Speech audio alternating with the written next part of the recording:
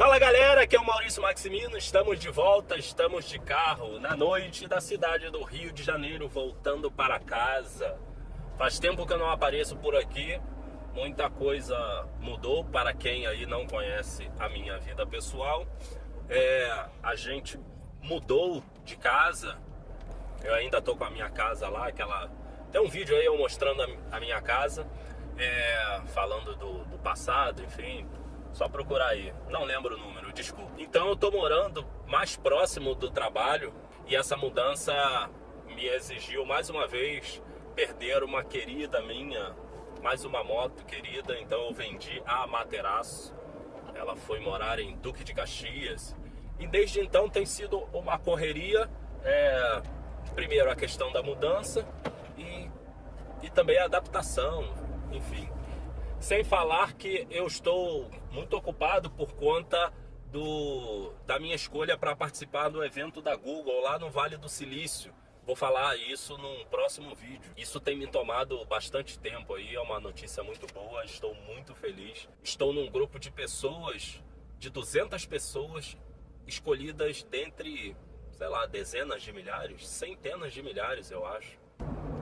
Mas, como eu disse anteriormente para vocês, a questão aqui não é frequência, a questão aqui não é obedecer uma ordem, é simplesmente registrar aquilo que nos vem à cabeça, alguma coisa que nos aconteceu e que eu acho que é relevante guardar e compartilhar. O grande problema de fazer conteúdo para o YouTube é que se você tiver uma pretensão de ter seguidores, de fazer sucesso, você precisa falar de assuntos que estão na moda, que estão em voga. E geralmente esses assuntos são de moda, né? São passageiros, não ficam. E eu pretendo fazer coisas aqui que vão te servir para a eternidade, né? São coisas que têm valores eternos, vão te proporcionar uma vida mais feliz aqui na Terra, né? Que é a intenção desse canal, é de trazer felicidade. Contudo, muita coisa que as pessoas querem ouvir são repetidas, né? São coisas que eu já falei aqui. Eu já tratei de vários assuntos aqui, tem mais vídeos do que eu pretendia postar.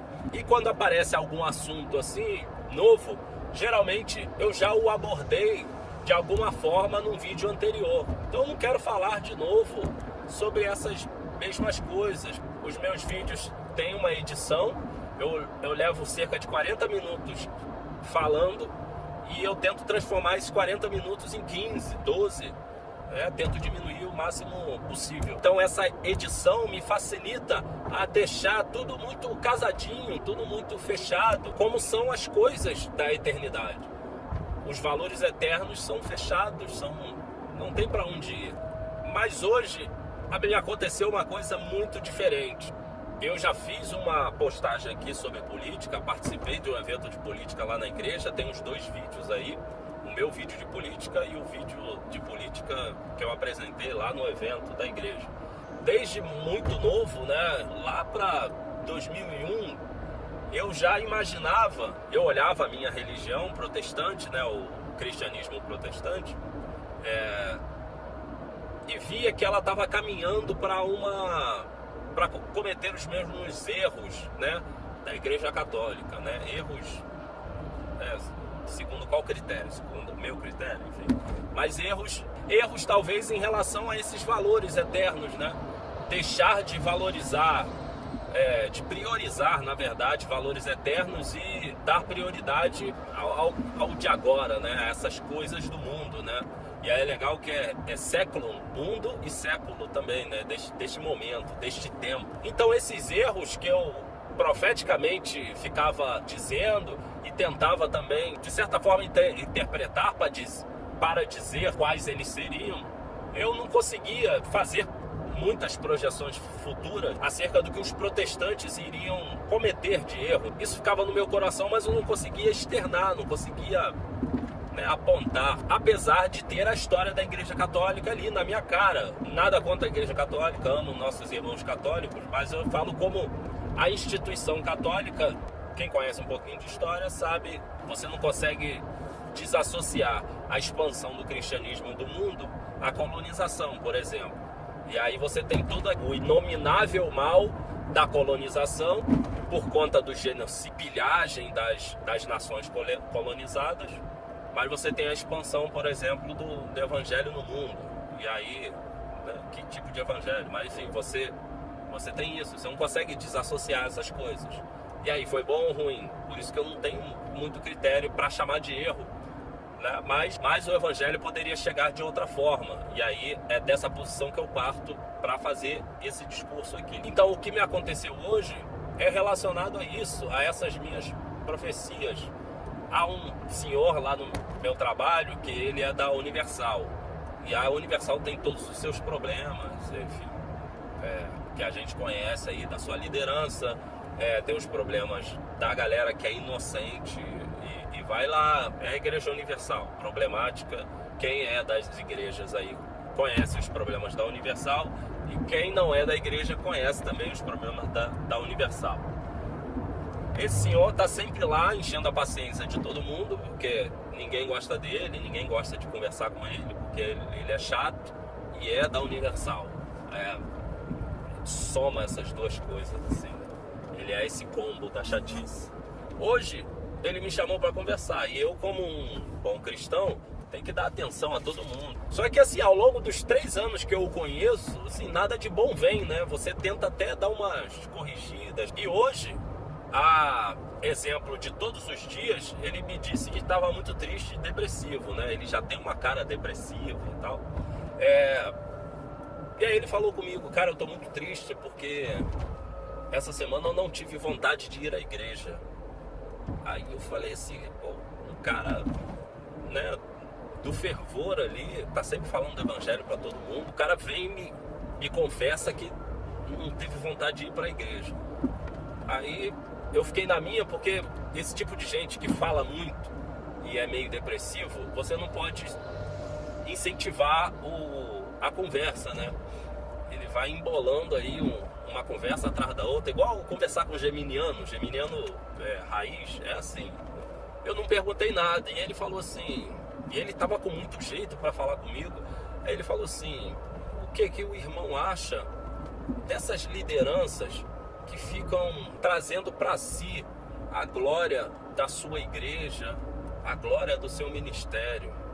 Aí eu falo, olha, aí eu falei, e a minha resposta é óbvia, né? É uma tristeza que muita gente se envolva nisso.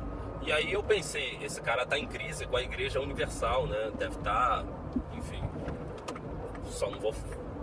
ele deve estar querendo migrar aí para outro lugar. Aí eu fiquei assim, né? Que bom e que ruim, né? Mas tudo bem.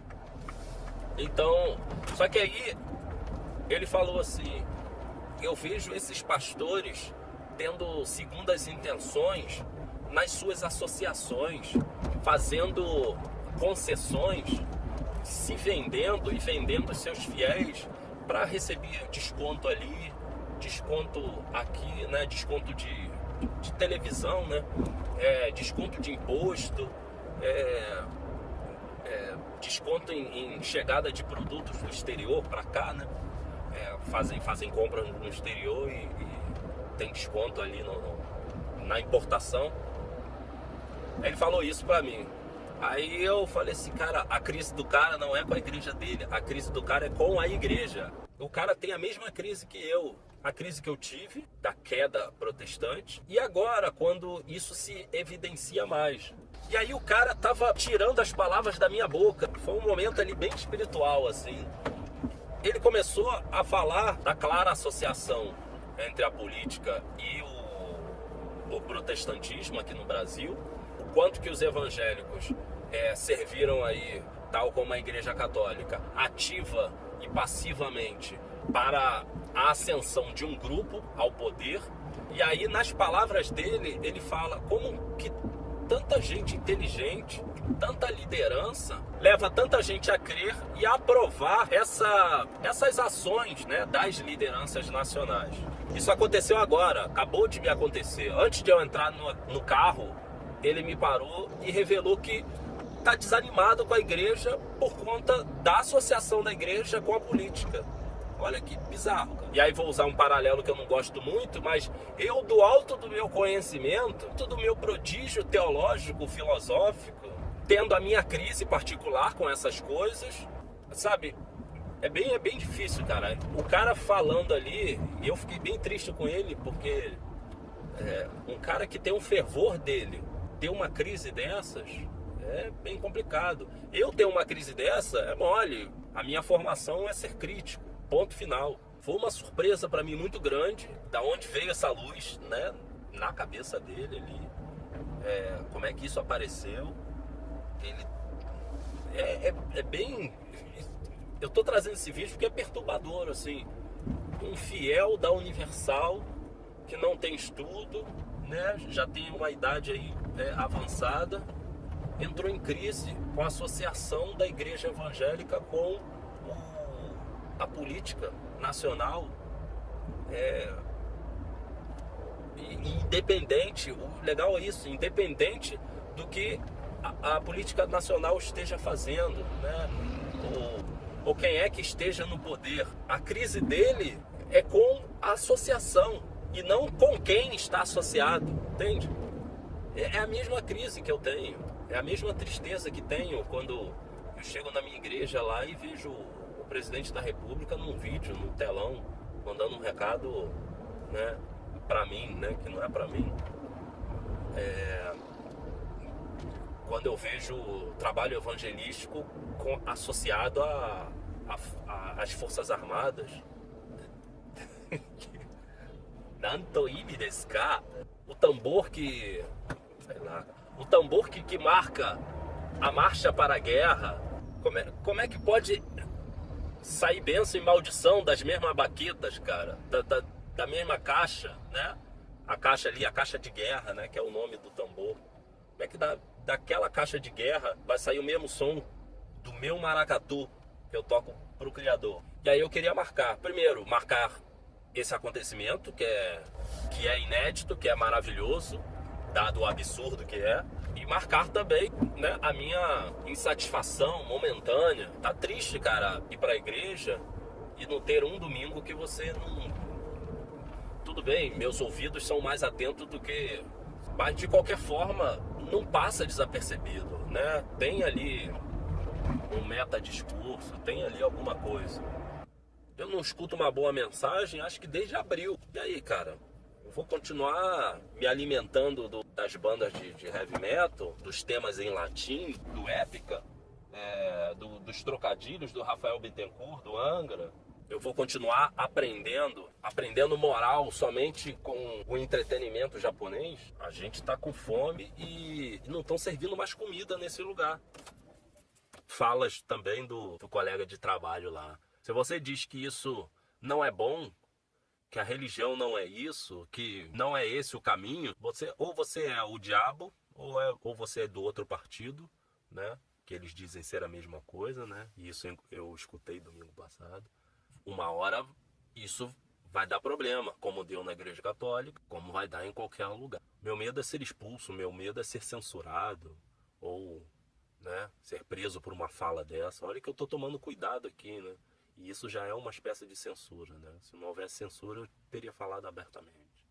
Mas vamos orar para que Deus tenha misericórdia, para que mostre o caminho do povo, sem muita desgraça, né? Eu não quero desejar desgraça para o governo atual, para que as pessoas acordem, né? Quero mais é que tenha sucesso mesmo. E dentro da Universal apareceu uma luz. Esse é o motivo dessa fala aqui. Valeu, a gente se fala no próximo vídeo. Mata né!